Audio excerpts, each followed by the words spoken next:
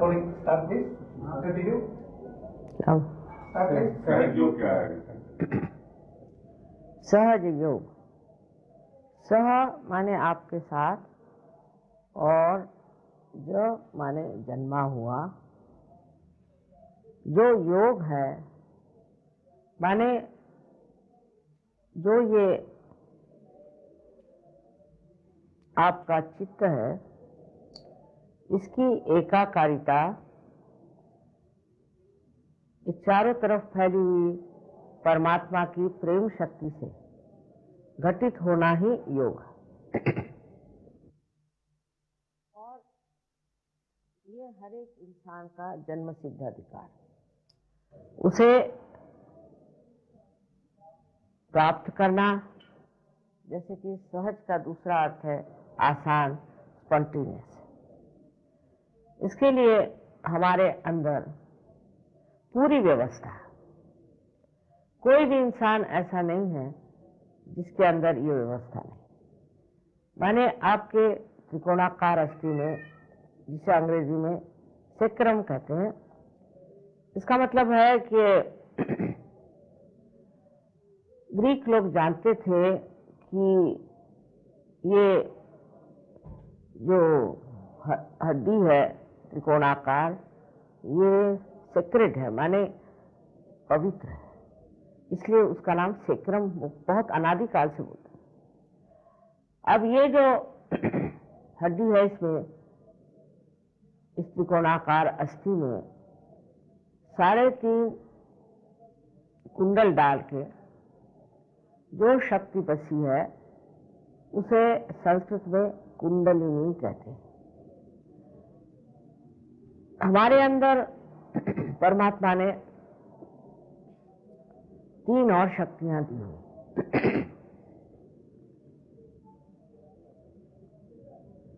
उसमें से एक शक्ति जो है, उससे हम इच्छा करते हैं, हमारी इच्छा शक्ति, रोजमर्रा की इच्छा शक्ति, और दूसरी है जो हमें कार्यान्वित करती है। इसी से हमारे अंदर सिंपैथेटिक नर्वस सिस्टम पाली जाती है। उसका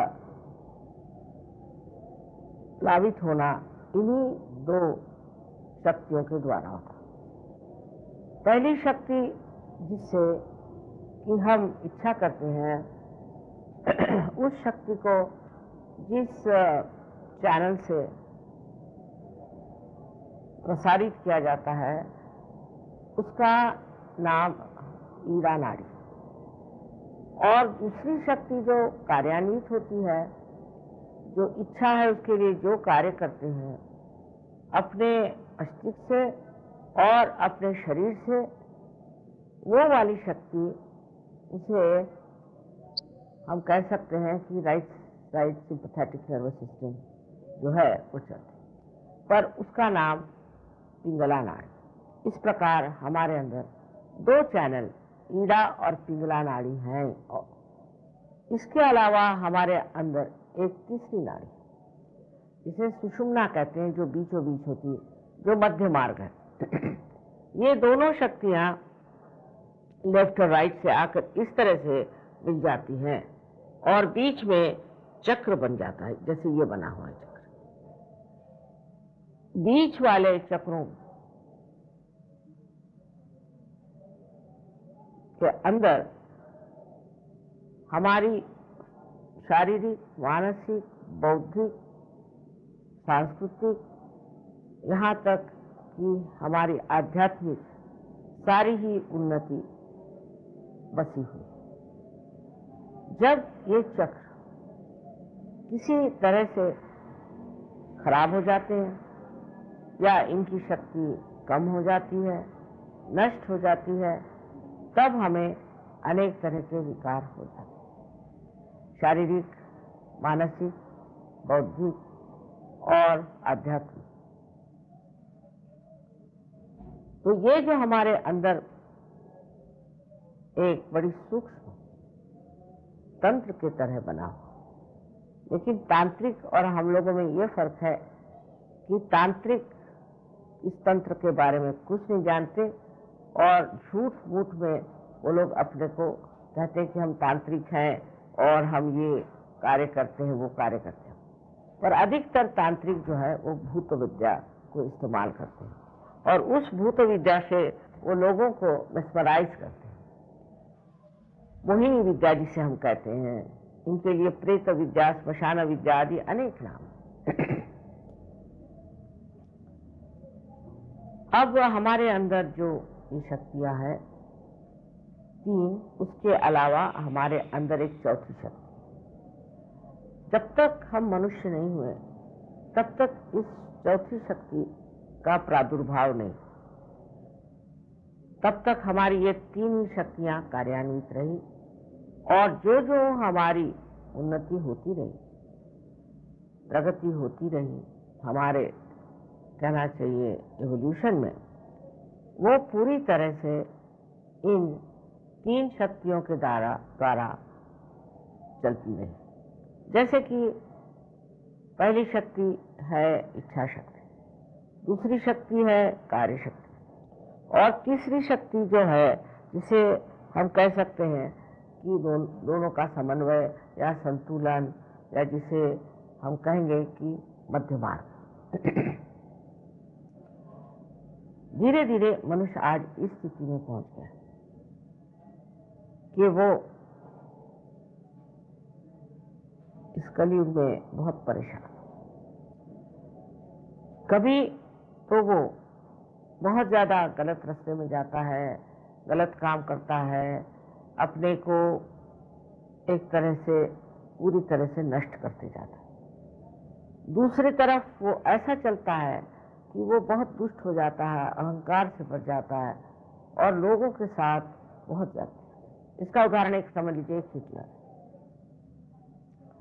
दोनों ही तरफ जाने से हम लोगों को ऐसा लगता है कि हम बड़ी प्रगति कर रहे हैं, इसमें क्या गलती है और ये तो ठीक ही हमारी ये अपनी स्वतंत्रता है। पर स्व का तंत्र जानना एक दूसरी चीज। हम यहाँ पर स्व के तंत्र की बात कर रहे हैं। पहले तो ये समझ लेना चाहिए कि अगर हमें केवल सत्य, एब्सोल्यूट ट्रूथ मालूम होता तो आजकल का झगड़ा नहीं, तो कुछ न कुछ और हमारे अंदर होना चाहिए और जिसके कारण हम वो चीज जान लें कि ये केवल सत्य क्या है। जो सब जानने के बाद एक ही चीज को मानेंगे, क्योंकि उनके अंदर केवल सत्य का अनुभव आता है। अब इस कुंडलिनी का जागरण करने पर अनेक वर्षों से नाथपंथियों ने बड़ा कार्य किया।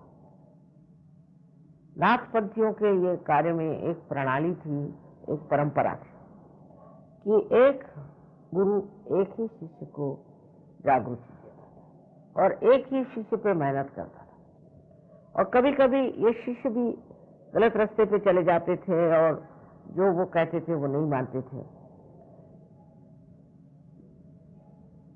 तब फिर हमारे ख्याल से 12वीं शताब्दी में पहली मर्तबा ज्ञानेश्वर जी ने कुंडलिनी के बारे में अपने गीता पर लिखे हुए टीका में 6वें अध्याय में पूरी तरह से, जैसे कहना उस जमाने के लिहाज से पूरी तरह से कहा हुआ। पर धर्म मार्तंडों ने कहा कि नहीं, ये निषिद्ध है, इसको मत पढ़िए। हाँ, उससे पहले मार्कंडेय स्वामी आदि शंकराचार्य जो 6वीं शताब्दी में आए थे, उन्होंने संस्कृत में कुंडलिनी के बारे में बताया, पर जन साधारण उसे जानता नहीं था। दूसरा ऐसे कि ये कार्य ही जब एक ही आदमी एक के साथ करेगा तो वो जन साधारण में पहुंचता नहीं। उसके बाद अनेक धर्म संसार में और फैल भी गए बहुत ज्यादा, पर कुंडलिनी के जागरण के बगैर कोई सा भी धर्म फलीभूत नहीं हो सकता, क्योंकि जो धर्म मनुष्य करता है वो बाह्यता होता है। हर तरह के उपकरण, हर तरह की कहना चाहिए इसे कि रिचुअलिज्म बहुत होगा और उस रिचुअलिज्म की वजह से इंसान धर्म से किसी भी तरह से लाभ नहीं उठा सकता। इसीलिए आज हम देखते हैं कि मनुष्य को धर्म के बारे में कुछ कल्पना नहीं। एक कहेगा कि मैं ईसाई हूं, एक कहेगा मैं मुसलमान हूं। अब ईसाई और मुसलमान धर्म तो बड़ा ही कठिन, क्योंकि ईसाई धर्म में ये लिखा है ईसा मसीह ने कि अगर आपकी एक आंख गलत काम करती है तो उसे आप निकाल दीजिए, और आपका अगर एक हाथ कोई गलत काम कर रहा हो तो उसे आप तोड़ दीजिए, काट दीजिए। मैंने तो किसी को देखा नहीं ऐसे ईसाइयों में। और मुसलमान धर्म तो उससे भी कड़क है। उन्होंने तो औरतों पर भी बहुत सारे ऐसे लगाए हैं लगाम कि जो सर्वसाधारण मनुष्य नहीं। ये तो जैसे कोई बड़े पहुंचे हुए देवदूतों के लिए कोई उन्होंने धर्म की जो बंधन बताए थे, वो तो सिर्फ वही लोग कर सकते और कोई कर नहीं सकता। तब फिर उससे क्या हो गया कि मनुष्य में एक ढोंग सा आ गया, धर्म एक ढोंग हो गया। धर्म अंदर जागरूक करने के लिए भी कुंडलिनी का जागरण होना चाहिए। इसका मतलब है कि मनुष्य के अंदर जब धर्म जागरूक होता है तो वो धार्मिक हो जाता है, उसे बताना नहीं पड़ता।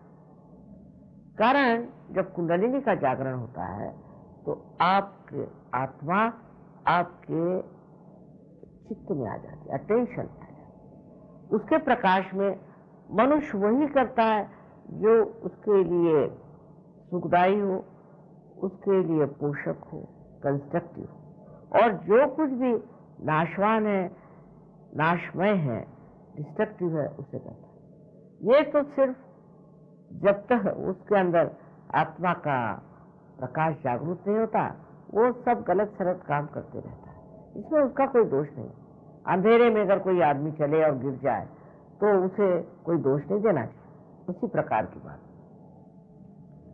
तो आपके अंदर पहले ये सोच लेना चाहिए कि आप कहें हम इस धर्म के हैं, उस धर्म के हैं, और उसको लेकर आप झगड़ा करें या कुछ करें, तो ये गलत बात है। सारे धर्म एक ही आध्यात्म के पेड़ में आए हुए सुंदर फूल थे, इनको तोड़ लिया गया और तोड़ करके कह रहे हैं ये हमारा फूल है, ये हमारा फूल है, लड़ रहे हैं आपस में। परमात्मा के नाम पर आप लड़ कैसे सकते? क्योंकि परमात्मा तो प्रेम स्वरूप है, करुणामय, करुणा के सागर जो परमात्मा है, उनके नाम को लेकर के लोग लड़ते हो ही नहीं सकते, क्योंकि उन्होंने अभी तक परमात्मा को जाना नहीं, उनकी शक्ति को प्राप्त नहीं किया। सहज योग में मैंने देखा है कि हजारों लोग एक साथ इस गति को प्राप्त कर सकते।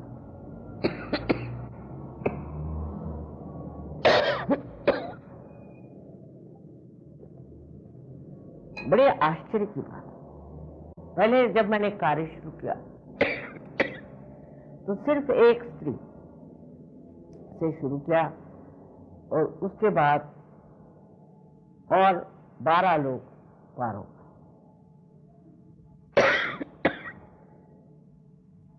जब अनुभूति आ जाती है तब आप महसूस करते हैं कि चारों तरफ फैली हुई ये चैतन्य सृष्टि एक ठंडी ठंडी बहुत आह्लाददायी शक्ति है, जो आप अपने उंगलियों के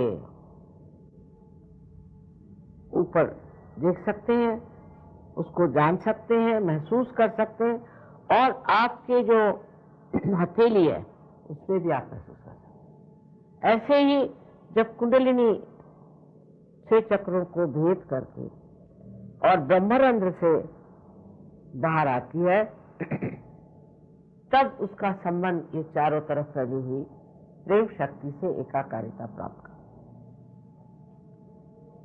जब तक आपका कनेक्शन ही नहीं हुआ, तब तक आप किस तरह से जान सकेंगे कि ये प्रभु की शक्ति, प्रेम की क्या चीज है। और आज ऐसा समय आ गया, ऐसी कोई विशेष बात है आज का कि इतने लोग परमात्मा को खोज रहे हैं, सत्य को खोज रहे हैं। ऐसा कभी भी नहीं हुआ था। और उस खोज में जब उन्हें अनुभूति आ जाती है और जब वो अपनी ओर नजर करते हैं तो उन्हें आश्चर्य होता है कि मैं कल इस कदर शराबी था, ये करता था, वो करता था, और ये सारा मेरा जो कुछ भी जीवन में एक बड़ा भारी कर्तव्य बना हुआ था, वो एकदम कैसे छूट गया। मैंने ऐसी कौन सी बात की कि छूट गया।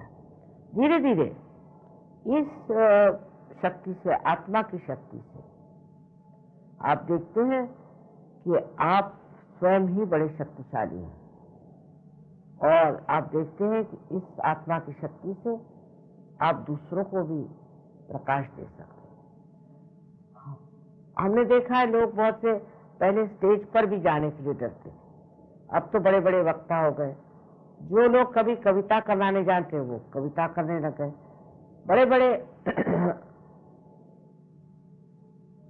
गाने वाले लोग हैं, म्यूजिशियंस हैं, और बहुत सारे चित्रकार लोग हैं, वो कहां से कहां पहुंच गए। ये तो सिर्फ एक सृजन शक्ति की बात मैं कर रहा हूं, पर अनेक शक्तियां हमारे अंदर हैं जिन्हें हम नहीं जानते, और वो आत्मा के प्रकाश में जागरूक होकर के कार्यान्वित होते हैं। हम लोग अपने बारे में जानते ही नहीं। असल में हम कहते हैं ये मेरा हाथ है, ये मेरी नाक है, ये मेरा सर है, ये मेरी बुद्धि है, और ये मेरा विचार है। तो ये मेरा मेरा जो कह रहे हैं ये कौन है? ये अगर पूछा जाए कि मैं कौन हूं, उसका जवाब नहीं। लेकिन आप से और ब्रह्मानंद को छेदते हुए इस चारों तरफ फैली हुई प्राप्त करते हैं। आपके हृदय में बसा हुआ आत्मा भी आपके चित्त में प्रकाशित हो जाता है। तब आप समझते हैं कि मैं ये शरीर, बुद्धि, मन, अहंकार आदि उपाधि नहीं, मैं स्वयं शुद्ध आत्मा। बड़ा भारी सत्य जो बड़ा गोपनीय रहा आपके सामने आ जाता है। आप जानते नहीं कि आप आत्मा हैं, और जब ये घटित हो जाता है तब बोध आपके अंदर होता है। अब शब्द बोध बहुत जरूरी है। ये संस्कृत का शब्द है बोध। बोध से ही बुद्ध हुआ। माने ये कि आपकी जो सेंट्रल नर्वस सिस्टम है उस पर आप महसूस करते हैं इस शक्ति, उस पर आप अपने चक्रों को महसूस कर सकते हैं, आपकी उंगलियों को। उस पर आप दूसरों के चक्रों को भी महसूस कर सकते हैं। अगर आप अपने चक्र ठीक कर सकते हैं तो आप दूसरों को भी कर सकते हैं। यहाँ बैठे बैठे आप चाहे कोई मर गया हो और या कहीं बहुत विदेश में रह रहा, उसके भी चक्र जान सकते हैं। सबके चक्रों के बारे में जानकारी हो जाती। आप उंगलियों के ऊपर ही जान सकते हैं कि इस आदमी को क्या तकलीफ है। सब वही बात कहें, उसमें कोई वाद विवाद नहीं, कोई झगड़ा नहीं, क्योंकि आपके पास केवल सत्य है। और इसको जानने के बाद बहुत से लोग, आज ही एक साहब मुझे बताने आए थे, ये वो तो उनका कैंसर ठीक हो। और मैंने कहा क्या किया? कुछ नहीं, वहाँ मैंने तो थोड़ा सा सहयोग का जो कैंसर का इलाज है वो किया और उससे मैं ठीक हो गया। और सबने कहा था कि तुम तो मर जाओगे, और यहाँ तो मैं बिल्कुल ठीक हो गया। तो इसमें मेरी विशेषता है इसे प्राप्त। और विशेषता ये है कि आप जानते हैं ये क्या है। सब कुछ आप जानते हैं। सहयोग में कोई चीज छिपी नहीं, ये कोई गुप्त ऐसा ज्ञान नहीं है। हर एक चीज सहयोग की आप जान सकते हैं। जितना आप जानना चाहे वो जान सकते हैं। तो पहली बात तो ये है सत्य की कि आप शुद्ध आत्मा है। दूसरा सत्य ये है कि चारों तरफ हमारे एक अदृश्य सूक्ष्म परमात्मा की प्रेम शक्ति है जो कार्यान्वित करती है। अब उससे किसी भी नाम से कहें, जैसे कुरान में इसे रूह कहते हैं, किसी बाइबल में इसे full brings of the Holi ghost कहते हैं, और किसी धर्म में भी आप जाइए तो चैतन्य और परम चैतन्य आदि बहुत सारी चीजें अपने शास्त्रों में भी कही। और अगर पातंजलि योग में आप देखें तो इसे उन्होंने ऋतंभरा प्रज्ञा कहा है। तो जिससे ऋतु बदलते हैं, जिससे फूल निकलते हैं, जिससे जितनी भी जीवित कार्य की प्रणाली है वो सारी घटित होती है, वो यही शक्ति है। तो उस शक्ति से आपकी एकाकारिता हो जाती है और वो आपके अंदर कार्य करती है। उसके बाद आप धीरे धीरे परिवर्तित होने लग जाते, आपका जीवन संतुलन में आ जाता है और आपको अपने हाथ में ही सब चीज मालूम हो जाती कि आपकी कौन सी शिकायत है। जैसे लोग आके मुझसे कहेंगे कि माँ हमारा आज्ञा पकड़ा, माने क्या कि हमारे अंदर अहंकार आ रहा है, उसको आप निकाली। पर ऐसे कोई कहेगा कि मेरे अंदर अहंकार है? कोई नहीं कहने वाला। पर जब ये स्थिति हो जाती तो मनुष्य अपने को देखता है कि मेरे अंदर कौन सा दोष है, क्या है, कैसे मुझे। और ये जब हो जाता है तब सामूहिकता में बड़ा कार्य होता है।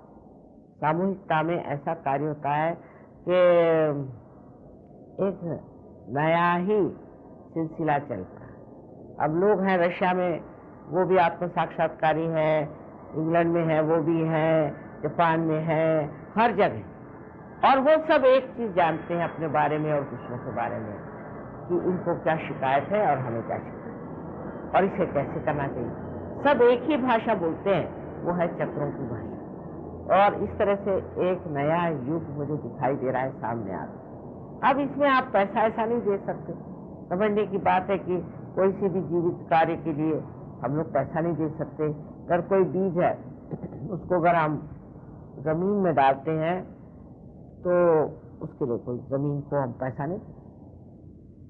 उसी प्रकार ये एक जीवित कार्य, और इस जीवित कार्य के लिए आपको कुछ पैसा देना नहीं है।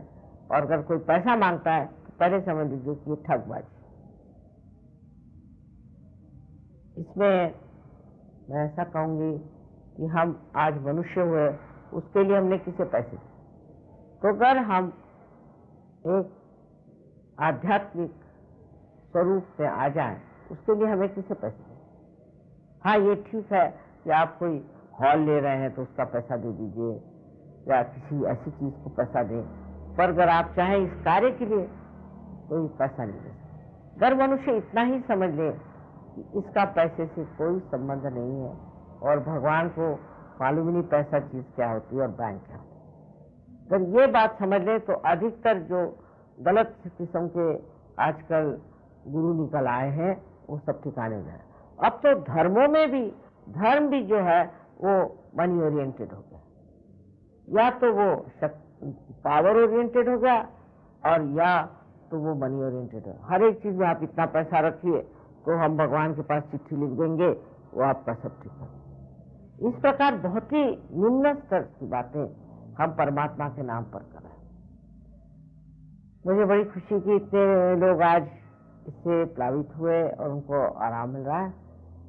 तो सहयोग के बारे में अगर आपको समझना है तो सबसे पहले इसकी अनुभूति लेनी। अगर आपको अनुभूति नहीं आए और ऐसे ही समझाते रहे तो आप शायद सोचेंगे कि ये तो बड़ी चमत्कारपूर्ण बात कर रही है, पता नहीं सच है या नहीं है। तो पहले इसमें अनुभूति आनी चाहिए, ये बहुत जरूरी है। अनुभूति के बाद फिर जैसे एक अंकुरित बीज होता है वो धीरे धीरे पनपता है वृक्ष में, इसी प्रकार सहयोगी एक बड़े संत स्वरूप, बड़े ऊंचे दर्जे के लोग बन जाते हैं। और उनकी जो कार्य प्रणाली है वो इतनी शुद्ध और इतनी सुंदर है कि उनको देख करके और भी लोग सहयोग में आ जाते हैं। उनका जीवन इतना प्रेममय और आनंदमय होता है कि उससे भी लोग सोचते हैं कि ये तो ऐसा हमने देखा ही नहीं कहीं, न कोई नोच खसोट है, न कोई किसी तरह का लंफंद है। और सबसे बड़ी चीज है कि सहयोगियों का जो चरित्र है वो एक विशेष विशेष चरित्र, बहुत ही नैतिकता से वो प्लावित हो जाते हैं। मैंने तो देखा फॉरेन के लोग जो कि ड्रग्स लेते थे, तो आज उनको जैसे रियलाइजेशन हुआ और कल ड्रग्स छोड़ दिए, और उनकी आंख जो चारों तरफ दौड़ती तो एकदम अबोध होकर के बहुत सुंदर इनोसेंस से भर गए। इस प्रकार मनुष्य अपने को अगर जान ले तो वो बहुत सुंदर, बहुत गौरवशाली और एक विशेष चीज परमात्मा ने बनाई। इसलिए सबके लिए कहना यही है कि आप लोग पहले अनुभूति लें, मुझ पर भी विश्वास करने की जरूरत है।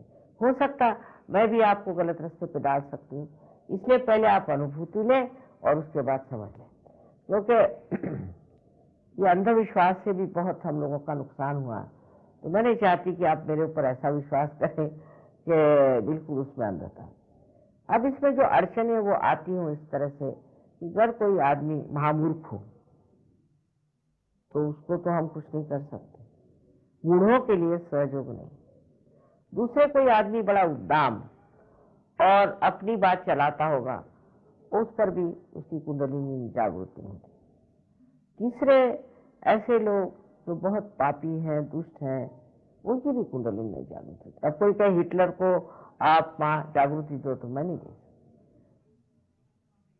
चौथे ऐसे भी लोग हैं कि जो गलत गुरुओं के यहाँ गए हैं, उन पर उसका असर आया है, उनको भी जागृति देने में थोड़ी भी कठिनाई हो जाती। चौथे लोग ऐसे होते हैं कि किसी चीज को चिपके हुए, कोई धर्म को चिपक गए, इसको चिपक गए, उसको चिपक गए।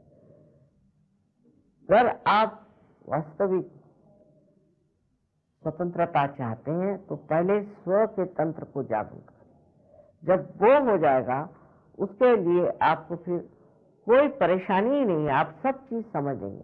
पर जरूरी है कि आपकी आत्मा पहले आपके चित्त में आ जाए। सहयोग के अनेक फायदे हैं, उसमें से कुछ हम बता सकते हैं आज, जिसमें क्योंकि इतने इसके फायदे हैं और हर बार मुझे कोई मिलता है तो वो बताता है कि मेरा ये फायदा होगा, दूसरा कहता है ये फायदा होगा।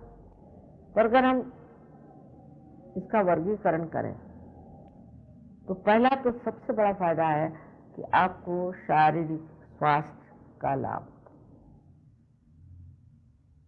क्योंकि जब आपके चक्र कमजोर हो जाते हैं, जो भी चक्र इस तरह हो जाता है वो हिस्सा शरीर का किसी न किसी बीमारी से ग्रसित हो जाता है। इसके बारे में विशेष रूप से तो समझाना इसमें कठिन है, लेकिन हमारे यहाँ दिल्ली यूनिवर्सिटी में 4 डॉक्टरों को एमडी की पदवी मिली, सर्जरी को। उन्होंने 4 विषयों पर कार्य किया था और ये चारों विषय ऐसे हैं कि ये बीमारियां हम लोग ठीक नहीं कर सकते। जैसे अस्थमा की बीमारी सहयोग से ठीक हो सकती है। अब इसके बारे में अगर बहुत विशद रूप से बताया जाए तो ऐसा है कि जब हम बहुत ज्यादा विचार करते हैं, अधिक विचार करते हैं, अपने भविष्य के बारे में सोचते हैं, फिर हम बहुत प्लानिंग करते हैं, तो ये जो हमारे राइट साइड की शक्ति जो है वो एक और विशेष रूप का कार्य करती है। एक तो ये अपना लिवर है और आपका पैंक्रियास और आपके स्प्लीन और इंटेस्टाइन्स, इन सबको एक चक्र जो है दूसरा स्वादिष्ठान वो शक्ति देता है। पर जब आप सोचते हैं तो अपने मस्तिष्क में जो ग्रे सेल्स हैं उसको भी शक्ति देता है। जब आप जरूरत से ज्यादा सोचते हैं और चिंतित होते हैं और आप कहना चाहिए फ्यूचरिस्टिक है। तो ये जो शक्ति हमारे अंदर इस चक्र में है उसी में लग जाती कि ग्रे सेल्स आपके बदलते रहे, तो आपका लीवर खराब जाता है, आपका पैंक्रियास खराब जाता है, स्प्लीन खराब जाता है और इंटेस्टाइन खराब जाता है। अब लीवर का ये कार्य कि आपके अंदर जो जहर है उसको गर्मी के द्वारा अपने शरीर से निकाल देता है। जैसे कि जो खून लिवर के पास जाता है उसे ये गर्मी जो लिवर ने खींच ली है उसमें बड़ा भारी कार्य। अब अगर लिवर कार्यान्वित नहीं हुआ, कमजोर हो गया, तो ये गर्मी ऊपर की तरफ चढ़ना शुरू हो जाती है। जब ऊपर की तरफ चढ़ना शुरू हो जाती तो हम ये मानते हैं कि हमारे अंदर एक चक्र है, वो राइट हार्ट, जो कि हमारे फेफड़ों को, हमारे लंग्स को संवारते। इस चक्र को जब ये गर्मी पहुंच जाती है तो उससे हमारे अंदर अस्थमा की बीमारी है। अब ये गर्मी जो है जब हमारे पैंक्रियाज में पहुंचती है तो हमें डायबिटीज की बीमारी होती है। डायबिटीज की बीमारी अधिकतर ऐसे लोगों में होती है जो फ्यूचरिस्टिक है, जो टेबल पे बैठ करके प्लानिंग कर। गरीबों को नहीं होती डायबिटीज, क्योंकि उनको भविष्य की कोई चिंता नहीं होती। आज खाना खाया, सो गए, कल उठे, काम पर गए। वो चाहे 4 से 5 चम्मच भी चीनी ले लें, कोई फर्क नहीं। ये जो बीमारी है, ये जो अपने बुद्धि से बहुत काम करते हैं और दूसरे जो फ्यूचरिस्टिक हैं उनको होती है।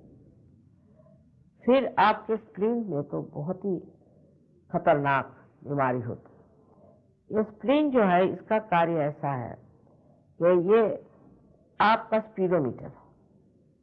आप जो काम कर रहे हैं वो किसी लय के साथ, किसी रिदम के साथ कर रहे हैं, या यूं ही सवेरे उठे, भागे भागे गए, कुछ खाया वाया, फिर मोटर में बैठ गए और फिर रास्ते में न्यूज पढ़ी या कुछ पढ़ा तो और भी दिमाग खराब गया, फिर दफ्तर गए, वहां भी डांट सुनी, हो गया। तो ये जो स्पीडोमीटर है इसको समझ में नहीं आता ही, या जो आदमी है इसको क्या हो गया, वो तो बिल्कुल पगला जाती है। जब स्प्लीन पगला जाती है उस वक्त उसके अगर कोई शॉक बच जाए, कोई असर आ जाए, तो ब्लड कैंसर जैसी, ल्यूकेमिया जैसी बीमारी होती है। वो भी सहयोग में बहुतों की ठीक होगी। फिर आपके किडनी पर इसका असर आता है, तो किडनी भी इस गर्मी से जो है वो मुरझा जाती है। उसके मुरझा जाने से यूरिन बंद हो जाता है। यूरिन बंद हो जाने पर वो आपको डायलिसिस में डाल देते हैं। उसमें आप रहने से आप बैंकरप्ट हो जाते हैं और मरना तो है। फिर इससे आगे ये आपके इंटेस्टाइन्स पर काम करती है, जिससे आपका खाना होता और आपको बद्धकोष्ठ माने कॉन्स्टिपेशन हो जाता। और कभी कभी वो बहुत सीरियस का कॉन्स्टिपेशन, सिर्फ पेट की, और मैंने आपको लंग्स की भी बताए। पर अगर कोई बच्चा हो, जवान लड़का 18-19 साल का हो, शराब पीता हो, सबसे उसके ये जो गर्मी है हार्ट, और उसको मैसिव हार्ट अटैक आता है कि वो बच नहीं सकता, इन्फेक्टेड होता है। इसलिए एज में अगर किसी को मैसिव हार्ट अटैक है तो बच नहीं सकता, एकदम खत्म होता है। फिर इस गर्मी के बारे में बताना यह है कि अगर मनुष्य इसी तरह से चलता रहा तो उस पर भी उसके हार्ट पे असर आ सकता है, और कभी भी उम्र में कभी भी मैसिव हार्ट अटैक आ सकता है, उससे भी मृत्यु हो सकती है। तीसरे, उसको पैरालिसिस हो सकता है, उसका राइट साइड पैरालाइज हो जाएगा। माने जो नेचर है, जो प्रकृति है, वो भी हम लोगों को संतुलन सिखाती। तो हम बहुत ज्यादा राइट साइड करने लगे तो वो ऐसे कर देगी कि आपकी राइट साइड ही जकड़ जाए। राइट साइड जकड़ गई तो आप कुछ काम नहीं कर सकते। ये तो सिर्फ हमने एक चक्र के बारे में बताया, उससे कितनी बीमारियां हो सकती समझ सकते हैं। और अपने अंदर 7 चक्र हैं, कुंडलिनी 6 चक्रों को देखो। और अगर आपको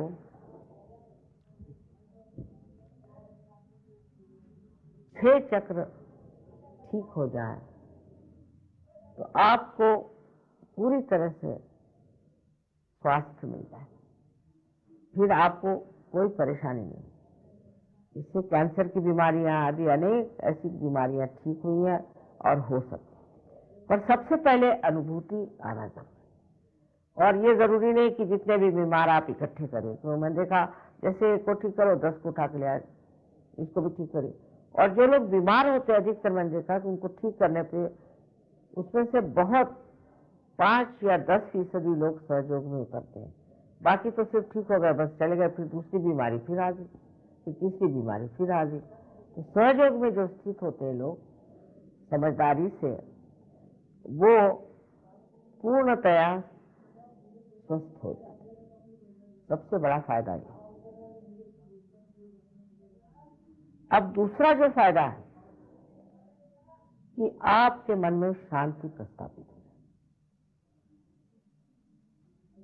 हम हर समय विचार करते रहते हैं, या तो भविष्य के बारे में और या तो हम भूतकाल के बारे में विचार करते हैं। और इन्हीं विचारों पे हम कूदते रहते हैं। जो वर्तमान है वहां हम रुक नहीं सकते। लेकिन एक विचार उतरा और गिर गया, दूसरा विचार चढ़ा फिर उतर गया। इस तरह से विचारों की श्रृंखलाएं बनी रहती है। और उसके बीच में जो थोड़ी सी जगह है जिसे कि विलंब कहते हैं, पॉज कहते हैं, वो वर्तमान है, लेकिन वहां हमारा चित्त ठहर नहीं सकता। कुंडलिनी के जागरण से ये विचार हट जाते और लंबे हो जाते, लंबाकृत। तो जो बीच में जगह होती है वही जगह हमारे वर्तमान की, और वर्तमान ही जो है वस्तुस्थिति है, वही असलियत है। बाकी तो भूतकाल जो है वो तो खत्म हो गया, और जो भविष्य है वो है ही नहीं। तो वर्तमान में आप ठहरते हैं। जब आप वर्तमान में ठहर जाते हैं तो आपके अंदर पूरी शांति आ जाती है। इस प्रकार कि जैसे आप पानी में खड़े हैं और लहरें उठ रही हैं, आपको तैरना वैरना आता नहीं तो आप घबरा रहे हैं लहरों से। लेकिन अगर आप बोट में चढ़ जाएं तो आप लहरें भी देखते हैं। पर अगर आपको तैरना आ जाए तो आप कूद करके उन्हें भी बचा सकते हैं कि जो तैरना नहीं जानते और जो डूब रहे हैं। यही बिल्कुल सहयोग में होता है। पहले लोग अपनी उस स्थिति को प्राप्त करते हैं जिसे हम कहते हैं थॉटलेस अवेयरनेस, माने विचार रहित चेतना, विचार रहित चेतना, जिसे कि निर्विचार समाधि कही जाती है। ये पहली दशा है। और उसके बाद में दूसरी जो दशा आती है उसे कहा जाता है ये निर्विकल्प समाधि। माने कोई दिमाग में विकल्प नहीं रह जाता अपने बारे में, सहयोग के बारे में, अपनी शक्तियों के बारे में। ऐसे आदमी को पूर्ण विश्वास हो जाता है कि सहयोग क्या है, और फिर वो सहयोग से कार्य करता है।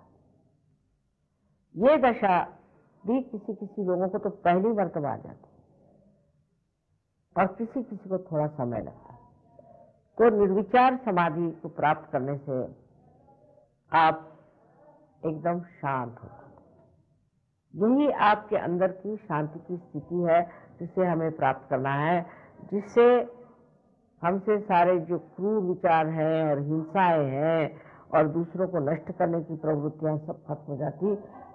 क्योंकि हम इस शांति की जो हमारे अंदर स्थिति उसको बहुत आनंद से और बहुत सुख से अनुभव करते। फिर हमें अच्छा ही नहीं लगता किसी के बारे में द्वेष करना, किसी के बारे में आतताई पना करना। किसी भी चीज से हमें कोई तरह का मोह नहीं होता, सारे ये मोह छूट जाते हैं और मनुष्य एकदम शांत स्वरूप होकर के सारे संसार की ओर एक साक्षी स्वरूप होकर देखता है और इस साक्षी स्वरूप में वो सोचता है सब ये नाटक सा हो रहा है, मैं इससे बाहर आ गया, अब मैं इस ट्रैफिक में नहीं, मैं तो बाहर पहाड़ पे बैठा हूँ। जब वो उससे हट जाता है तो उसके जो प्रश्न है उसको वो बहुत आसानी से छुड़ा सकता है, क्योंकि वो बाहर आ गया। और इसके अलावा ये जो परम प्रेम की शक्ति है ये तो कार्यान्वित होती है, प्रश्न को ठीक कर देती है। दूसरा जो बड़ा लाभ होता है कि आपकी जो सुप्त शक्तियां हैं, सृजन शक्ति है, वो जागरूक है। हर एक तरह की सृजन शक्तियां मैंने देखी है, ऐसे लोगों में जागरूक हुई जहां उम्मीद ही नहीं थी कि ये कभी कुछ ऐसा सृजन कार्य करेंगे। तीसरी चीज ये है कि आपकी मानसिक शांति के कारण आप दूसरों को भी शांति प्रदान कर सकते हैं। जहां ऐसा मनुष्य खड़ा होता है वहां शांति प्रसारित होती है। सिर्फ किसी को अवार्ड देने से शांति नहीं आ सकती, किसी को कह देने से कि ये शांति के दूत है, शांति नहीं हो सकती। शांति हमारे अंदर की चीज है और जब ऐसी शांति हमारे प्रस्थापित हो जाती है तब हम एकदम निर्भय हो जाते हैं। जैसे कि कबीर ने कहा है कि निर्भय निर्गुण गाऊंगा मैं, तो भय जो चीज है चली जाती। ऐसा मनुष्य जो है वो निर्भयता से और जो सच्ची बात है उसे कहता है। ईसा मसीह का किस्सा बड़ा सुंदर है कि मारी मगदलिनी एक वेश्या थी, उसे सबने पत्थर मारा। पत्थर मार के जब वो गांव के किनारे पे आ गई तो ईसा मसीह जाके खड़े हुए, उन्होंने पत्थर उठाया और कहा कि तुम लोग सब जो पत्थर मार रहे हो उनमें से जो ऐसा हो जिसने कोई भी पाप नहीं किया वो मुझे पत्थर मारे। बड़ी हिम्मत की बात। सबने अपने पत्थर नीचे डाल दिए और फिर उस मारी मगदलिनी को उन्होंने परिवर्तित उसका जीवन करके और उसे एक बड़ी महान शक्तिशालिनी योग स्थिति थी। तो ये सिद्ध होता है कि आपको एक तरह से अपनी आत्मा के प्रकाश में पूर्णतया एक सुरक्षा, इनर सिक्योरिटी मिलती है। ये बहुत बड़ा काम है। अब उससे बहुत से लोगों को जो ब्रेस्ट कैंसर होता है आदि वगैरह बीमारियां ठीक हो जाती। तीसरे, बहुत से लोग गाना नहीं गाते थे वो गाना गाने लगे। बहुत से लोग भाषण देने से डरते थे वो भाषण देने लगे। और चौथे ये है कि आप दूसरों की ओर अब ऐसा ध्यान देते हैं कि उनमें क्या अच्छाई है और अपनी ओर ध्यान देते हैं कि मुझ में क्या खराबी है। क्योंकि आप अपने से हट गए हैं तो आप देखते हैं, फिर उसके बाद आप देखते हैं कि मेरे समाज में क्या खराबी, फिर आप देखते हैं कि मेरे देश में क्या खराबी। नहीं तो पहले अगर किसी से कहा जाए कि तुम्हारे समाज में खराबी तो मारने को दौड़ेंगे। अब वो सोचते हैं कि नहीं ये बड़ी खराबी है, इसे हमें हटाना। तो इस तरह से एक शुद्धता अपने जीवन के होते साथ ऐसा जो महान मानव होता है वो सारे अपने समाज और सारे अपने देश उसकी सफाई करता है। और वो ये नहीं सोचता है कि मैं क्यों करूं, ये सफाई मुझको क्या करनी है, मैं तो पा चुका, मैं बैठ रहा हूं आराम से, मैंने पा लिया और मैं अब उसमें रममान रहूंगा। ऐसे नहीं होता। ऐसे आदमी को इतनी अंदर से इच्छा होती क्योंकि उसके अंदर करुणा जागती। मैंने पाया है तो औरों को क्यों न दिया जाए। और उसके लिए लोग इतनी मेहनत करते हैं। मैं तो हैरान हूं कि किस तरह से लोगों ने जो सहयोगी हो गए मेरी मदद की है, एक उसका वर्णन मैं नहीं कर सकता। दूसरी बात ये सहयोग से हमारी जो बुद्धि है, जिसको हम सोचते हैं कि हम बहुत इंटेलिजेंट हैं, तो ये इंटेलिजेंस जो है ये विजडम बन जाती है, बुद्धि सुबुद्धि हो जाती है और आपके पास डिवाइन डिस्क्रिप्शन आ जाता है। आप जानते हैं कौन ठीक है कौन नहीं, कहाँ तक बोलना चाहिए, कहाँ तक बताना चाहिए, क्या कहना चाहिए। और जो भी आप करते हैं उसका असर बहुत गहरा और बहुत फैला हुआ होता है, क्योंकि व्यक्तित्व ही बड़ा बढ़ता है। व्यक्तित्व जैसे कि मैं कहती हूँ कि विश्व समष्टि अपने को पाता है, और इस समष्टि में वो विश्व का एक अंग हो जाता है। फिर वो समझता है कि ये पृथ्वी क्या है, ये पहाड़ क्या है, ये नदी क्या है, ये समुद्र क्या है। उसमें देख के उसके प्रति उसमें एक बहुत धर्म भावना आ जाती है। और फिर जो आपकी इकोलॉजिकल प्रॉब्लम्स हैं वो भी इससे बहुत ठीक हो सकते हैं, क्योंकि मनुष्य फिर ऐसी चीज़ों को इस्तेमाल करता है जो हाथ से बनाई हो, जिससे ये वातावरण स्वच्छ रहे। उनको कहने की जरूरत है। और मैंने देखा बहुत से बच्चे लोग लेके आए, ये पढ़ने में बिल्कुल गंवार हैं, पढ़ते नहीं हैं, ऐसा नहीं वैसा नहीं। वो लड़के फर्स्ट आ गए, इतना ही नहीं उनको स्कॉलरशिप तक। तो इससे बुद्धि भी आपकी बहुत तीक्ष्ण हो जाती, और उसी साथ उसमें बहुत विजडम आ जाती। हमने देखे हैं बच्चे स्कूल में जाते हैं जब पर शुरुआत में, तो हमको ये नहीं खाने को अच्छा लगता, वो चाहिए, ऐसा करो वैसा करो। 1 साल वहां रहने के बाद इतने समझदार वो बच्चे हो जाते हैं, इतने समझदार कि माँ बाप हैरान होते कि ये बच्चों को हो क्या गया। हमको देखने का नहीं, अच्छा टेलीविजन है, हमें नहीं देखने का, हमें कहीं जाने का नहीं, हम घर में रहेंगे, घर का ही खाना खाएंगे। अभी कुछ तो कहो, नहीं हमें कुछ नहीं चाहिए, अच्छा चलो बगीचे में जाके फूल देखें, या तो कहीं वस्तु संग्रहालय में चलो, या किसी जू में चलो। इस तरह के बच्चों की सारी मनोवृत्ति बदल जाती है, और बच्चे बहुत ही सलीके से सबकी इज्जत करने लगते।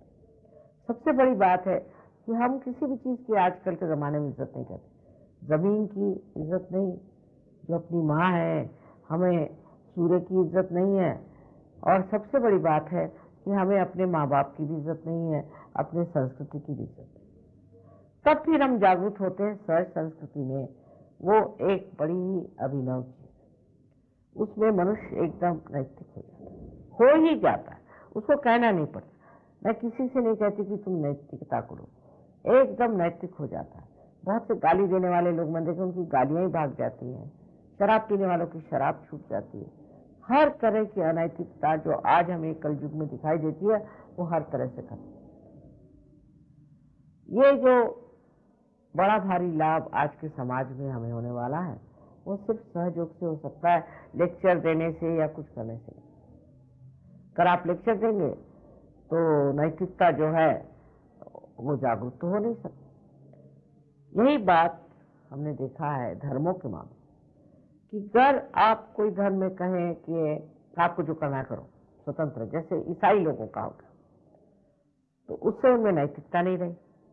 अब दूसरे धर्म ऐसे निकले कि नहीं, ये नहीं करना, वो नहीं करना, ऐसे नहीं करना, वैसे नहीं करना। वो लोग तो और भी ज्यादा अनैतिक है, वो चोरी छिपे अनैतिकता करते। तो नैतिकता जो है वो अंदर में जागरूक होती है, और ऐसा एक नैतिक बढ़िया समाज तैयार होता है। ऐसे आदमी झूठ नहीं बोलते, ऐसे आदमी पैसा नहीं खाते, ऐसे आदमी किसी को दुख नहीं देते, किसी की निंदा नहीं करते।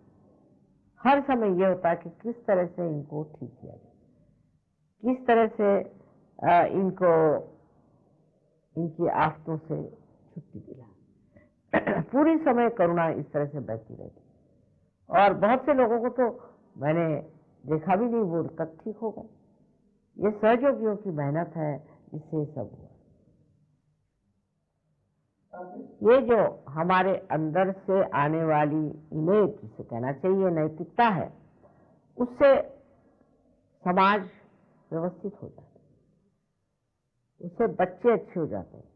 और सबसे बड़ी चीज है कि आपकी जो शरीर व्यवस्था है वो ठीक हो जाती है। आजकल के जमाने में अगर आप बीमारियां देखें कितनी हैं, तो ये अधिकतर अनैतिकता से आई।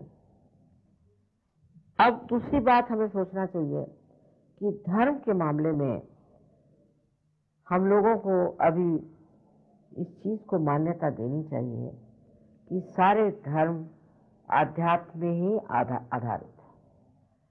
कोई भी धर्म है, चाहे वो ईसाई धर्म हो, मुसलमान धर्म हो, इनके जो प्रणेता थे उन्होंने कहीं भी ये नहीं बताया कि इनका धर्म अलग है। अब मोहम्मद साहब को देख लीजिए, उन्होंने ये नहीं कहा कि सिर्फ ये धर्म अलग है। उन्होंने तो मोसेस की बात की, इब्राहिम की बात की, ईसा मसीह की, उनकी मदर की, सबकी बात करी और कहा कि लाखों नबी हो गए मेरे से पहले। उन्होंने ये भी कहा कि जब 12वें अमादी आई तो वो आपको उत्थान के पथ पर ले जाए, उसे उन्होंने कियामा कहा। तो उन्होंने ये आगे की बात कह डाली। ऐसे ईसा मसीह ने, उन्होंने भी मोसेस, अब्राहम सबके बारे में बात कहा। और क्रूस पर जब टंगे हुए थे तो उन्होंने कहा था बिहोल्ड द मदर, माँ की भी बात कही। उन्होंने भी ऐसा कोई धर्म बनाया नहीं कि ये मेरा धर्म और धर्मों से अलग है। ऐसे ही दिखाया कि एक के बाद एक ये सब धर्म संसार में, पर तो भी लोगों ने धर्म को अलग अलग कर दिया। वास्तविक ये बात नहीं। हर एक धर्म का जो तत्व है वो एक ही है, लक्ष्य एक ही है कि आपका पुनर्जन्म होना चाहिए और आप में आत्मा का प्रकाश आना चाहिए। ये इसका तत्व है। मैं ये कहूंगी कि जो सेकुलरिज्म की बात करते हैं उनको गांधी जी के सेकुलरिज्म पर चला है। गांधी जी ने शुरू से मंत्र जो लिखे हैं अपने भजनावली में, वो पूरे कुंडलिनी के ही रूप से लिखे। पहले तो उन्होंने हृदय की बात कही, क्योंकि हृदय में उन्होंने कहा कि प्रातर नमाभि हृदय संस्फुरात्म तत्व, जो मेरे हृदय में संस्फुरित हुआ आत्म तत्व है उसको मैं पहले। उसके बाद श्री गणेश से लेकर के जो अलग अलग देवता है, अलग अलग चक्रों में है, एक के बाद एक शुरू करके उन्होंने सारे देवताओं के नाम। इसी के साथ फिर उन्होंने कुरान की भी आयत रखी, फिर बुद्धों का भी बुद्धम शरणम गच्छामि आदि वो भी किया। उसके बाद ईसाइयों की भी जो लॉर्ड्स प्रेयर है वो भी कहलाई, महावीर की भी कहलाई। तो सब लोग, चाहे मुसलमान, हिंदू, क्रिश्चियन कोई भी हो, उनके आश्रम में जितने लोग रहते थे और आते थे वहाँ, वो सब इन सब का मान रखते थे और सबका नाम लेते थे और सबको पूछते थे। अब हो गया है सेकुलरिज्म का मतलब है मेरी समझ में नहीं आता, क्योंकि कहीं कोई धर्म, कोई कहीं धर्म। हम लोग सोचते हैं कि प्रदेश में सेकुलरिज्म है, बिल्कुल नहीं। फ्रांस में तो बिल्कुल वो कहते हैं कि फ्रांस जो है ये अपने कैथोलिक चर्च की सबसे बड़ी लड़की है। कहीं तो कैथोलिक चर्च है, कहीं प्रोटेस्टेंट्स है, और कहीं पर और कोई रिलीजन नहीं तो जैसे इस्लामिक भी है। सब बिल्कुल अलग अलग रहते हैं, जैसे कि इनका धर्म अलग, उनका धर्म अलग, उनका धर्म, ऐसी कोई बात नहीं। अब अपने देश में जो गलत फहमियाँ हैं, क्योंकि सबसे बड़ी हमारे घर हिंदू धर्म को हम मानते हैं, तो हिंदू धर्म में तो ऐसी बात कभी की ही नहीं। पहले तो जातीयता ही गलत बात है, क्योंकि जाति में जो कहा गया है कि देवी के लिए कहा है कि या देवी सर्वभूतेषु जाति रूपेण संस्थिता। जाति माने आपकी जो रुझान है, आपकी जो एप्टीट्यूड है, वो जाति। अब समझ लीजिए, अगर आप परमात्मा को खोज रहे हैं तो आप ब्राह्मण हैं, और अगर आप राज करना चाहते हैं तो आप क्षत्रिय हैं, और अगर आप वाणिज्य करना चाहते हैं तो आप बनिया हैं, और जो लोग बस दूसरों की सेवा ही करके पैसा कमाना चाहते हैं उनको शूद्र कहा। किंतु ये जाति कर्म के अनुसार पहले थी, जन्म के अनुसार नहीं होती।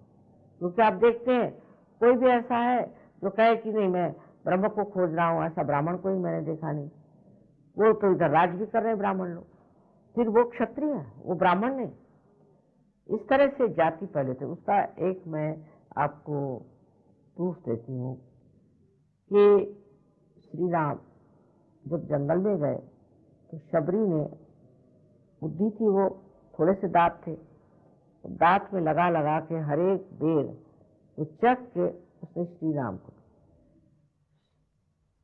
तो श्री राम ने कहा वाह क्या कहने, बड़े बढ़िया है। उन्होंने बेर लिए और खाना शुरू किया। कहले ये तो अमृत फल, बड़ा सुंदर। तो उनकी पत्नी ने कहा कि मुझे भी तो कुछ इस फल में से मिलना चाहिए, मैं आपकी अर्धांगी हूँ। पर लक्ष्मण जी को बहुत गुस्सा चल रहा था कि ये बुढ़िया उसके दांत को लगा करके झूठे अपने बेर खिला रही, और भीलनी थी माने शूद्र। तब फिर जब उनकी पत्नी ने कहा सीता जी ने कि भाई क्या बेर है ये, तो लक्ष्मण जी ने कहा कि भाई मुझे भी कुछ दे दो। कहले क्यों दें, आप तो बिगड़ रहे थे। कहले थोड़े से मुझे भी। उन्होंने खा के फिर कहा कि भाई ये तो अमृत तुल्य। ये एक उदाहरण है श्री रामचंद्र जी का। इससे ही सिद्ध होता है कि वो शूद्र आदि चीज को मानते नहीं। फिर देखिए कि रामायण लिखा वाल्मीकि ने, जो एक मछुआरा था और फिर डाकू होता, फिर आप तो जानते हैं उनका किस्सा कि वो किस तरह से साधु हो, उनसे उन्होंने रामायण लिखाया, उनको और कोई नहीं मिला। ये सिद्ध करने के लिए कि मनुष्य की जो है जाति उसके कर्म के अनुसार। फिर श्री कृष्ण को देखे, वो भी एक कमाल के थे कि विदुर के घर जाकर के वो साग खाते थे और दुर्योधन का उन्होंने मेवा नहीं खाया, क्योंकि दुर्योधन जो थे वो चाहे अपने को कुछ भी कह ले लेकिन दुष्ट आदमी, और तो जिसका साग खाते थे वो तो दासी, पर वो दासी पुत्र का खाते थे क्योंकि वो रियलाइज सोल थे, इसलिए उनका खाते हुए थे विदुर का, पर वो दुर्योधन के खाने में। ये फिर उनका भी, श्री कृष्ण का भी किसने लिखा है, गीता।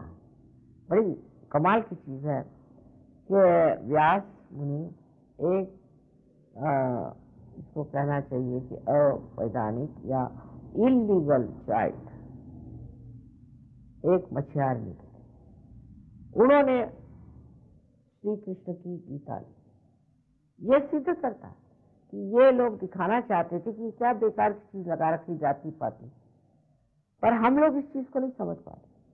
अब भी हम लोग कहते हैं कि नहीं ये तो जाति है, ऐसा है वैसा है, और फिर कोई सा भी कर्म करे तो भी वो सोचते हैं तो हमारी जाति है, हम तो ऊंचे जात के हैं नीचे जात के। ऐसा संसार में कहीं नहीं है, ये अपने देश की विशेषता है। अब ये जातीयता की वजह से इतने झगड़े खड़े हुए हैं। हमने कितने ही यहाँ के हरिजनों की शादियां बाहर कराई, बाहर के लोगों को तो पता ही नहीं। हरिजन माने वो सोचते हरि के जन, तो सोचते बहुत बड़ी और बड़ा उनका मान रखते, लेकिन अभी भी हम लोगों में ये भरा हुआ है कि ये हरिजन है। अब वो बुद्ध धर्म को भी उन्होंने स्वीकृत किया तो भी वो हरिजन है। दूसरे जो धर्म के अंदर भी इतने झगड़े हैं, मस्जिद में जाके झगड़ा करेंगे, पार्श्वनाथ की मूर्ति के लिए झगड़ा करेंगे, जहां जाओ वहां धर्म का मतलब है जानो, शिया सुन्नियों में झगड़ा होएगा। ये कैसे हो सकता है? अगर धर्म एक है तो आप पे झगड़े क्यों हो? अब इसके लिए हमें सोचना चाहिए कि कुछ तो कुछ इसमें बड़ा दोष है कि ये इस तरह से हम धर्म के नाम पर, परमात्मा के नाम पर झगड़ा कर रहे हैं। ये कैसे हो सकता है? हो ही नहीं सकता। इसका मतलब हम परमात्मा से दूर हैं, परमात्मा के नजदीक नहीं। अगर मनुष्य इस चीज को समझ ले कि परमात्मा का कार्य तो प्रेम देना और सबको एकत्रित करना है, समष्टि में लाना है, तो ये सब झगड़े खत्म। पर बुद्धि से नहीं हो सकते, क्योंकि जो बुद्धि से काम होता है वो बस चला, अपने एक विचार यहाँ से ऐसे चला चला चला और फिर मुड़ गया, तो उसके अंदर कोई सत्य तो होता नहीं, सत्य की शक्ति पे खड़ा होगा। लेकिन आत्मा का जो विचार होता है चारों तरफ फैलता है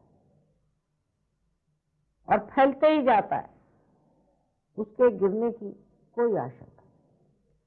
इस वजह से हम देखते हैं कि जो धर्म लोगों ने अपने मन से बनाया, उसकी एक तरह की प्रणाली बना ली और उसकी एक प्रतिक्रिया बना ली, उस चीज से ये जो धर्म की भावना है ये लिपट करके फिर वापस आई, और जिसको अंग्रेजी में कहते हैं बूमरैंग करना, उस तरह से उसने मनुष्य को बिल्कुल जकड़ दिया।